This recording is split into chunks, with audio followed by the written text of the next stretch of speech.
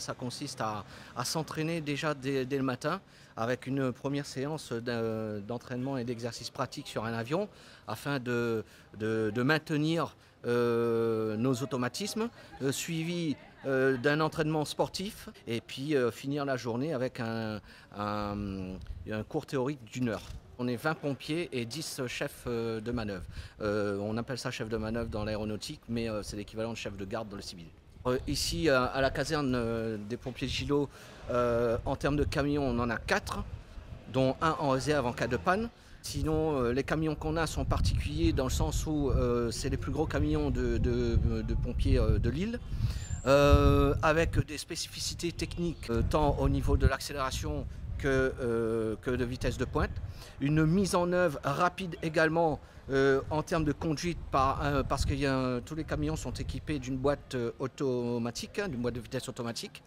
Et une mise en œuvre rapide également de la pompe incendie puisque 2 actions sur 2 boutons suffisent pour avoir de la mousse au niveau du canon. Des capacités d'extinction qui sont conséquentes. Ça se traduit par une citerne de 9000 litres d'eau sur le camion et une citerne également de 1100 litres d'émulseur, l'émulseur étant le savon liquide nécessaire pour fabriquer de la mousse. Et puis un canon avec un débit de 4500 litres par minute. Puis les connaissances théoriques qui sont très importantes aussi facilitent en fait la gestion de notre intervention. Le problème, il peut y avoir d'autres petits soucis sur l'avion, mais c'est hyper rare, hein, c'est des feux de moteur, voilà, c'est très très rare et d'ailleurs heureusement. Tous les 2 ans, on doit aller se recycler notre formation en métropole, au centre de formation des pompiers d'aéroport, et faire des feux d'avion, s'entraîner à des feux d'avion tous les 2 ans, obligatoirement, sur une maquette d'avion à l'échelle 1, pour au final maintenir notre agrément de pompier d'aéroport, agrément préfectoral. Ce que vous voyez derrière moi, c'est une vedette d'intervention, à savoir que l'aéroport est doté de cette vedette d'intervention car on est considéré comme un aéroport côtier. De ce fait, si un avion viendrait s'abîmer en mer, à ce moment-là, cette vedette sera acheminée par 3 personnels de la garde en mer sur les lieux d'intervention pour pouvoir venir percuter ce qu'on appelle des plages de recueil pour pouvoir recueillir les passagers en cas d'accident en mer. Très maniable, elle est ultra rapide. À titre d'information, puissance moteur 300 chevaux. Ça nous permet de faire des vitesses maximales jusqu'à 42 nœuds en km/h, allez, on va dire environ 78 km/h. Et c'est surtout la possibilité de la ramener dans nos locaux pour faire tout ce qui est lié à l'entretien. L'utiliser pour notre mission principale même, c'est-à-dire les aéronefs, non. Cependant, on est quand même quelquefois sollicité par le CROSS, le centre régional opérationnel de sauvetage en mer, sollicité quelquefois pour les personnes qui ont des difficultés en mer. Alors effectivement, nous avons ce qu'on appelle du drill au niveau de tout ce qui est incendie, secourisme, etc. Et notamment au niveau de la nautique. Et la nautique, voilà, c'est vraiment une spécialité un petit peu à part entière, donc c'est vraiment un programme bien spécifique où effectivement du personnel prévu ce jour-là pour pouvoir faire des sorties en mer.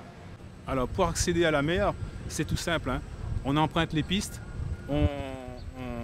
jusqu'à l'aéroclub, on sortira au niveau de l'aéroclub et on est directement au niveau du port de Sainte-Marie.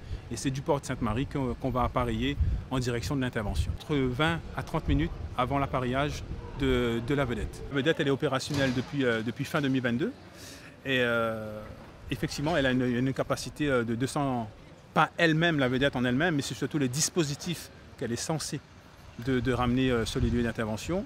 30 passagers par dispositif de recueil de passagers, donc ça nous fait 240 personnes.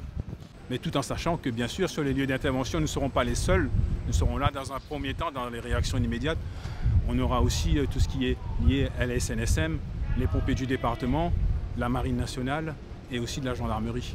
La mission du pompier à l'aéroport, c'est une mission de prévention.